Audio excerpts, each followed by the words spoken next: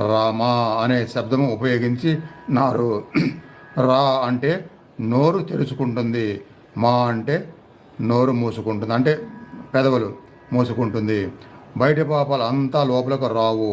పాపభూయిష్టమైన ఈ ప్రపంచము లోని పాపాలని లోపలకు ప్రవేశించకుండా మా అనగా బంద్ చేస్తుంది. రమా అందరి హృదయాలలో ఆత్మరీతిగా ఏది అయితే రమిస్తున్నదో, ఏ పరాత్పరుడు, ఏ పరాత్పరి, ఏ నిర్వికల్ప సమాధి, ఏ ముక్త సమాధి, ఏ సహజ సమాధి అయితే ఉన్నదో దానిని రమ అన్నారు. మనలోనే రమిస్తుంది. కాబట్టి మనం ఎప్పుడైతే మనలోనే ఉంటామో అప్పుడు మన ఈతి బాధలన్నీ తీసివేస్తుంది.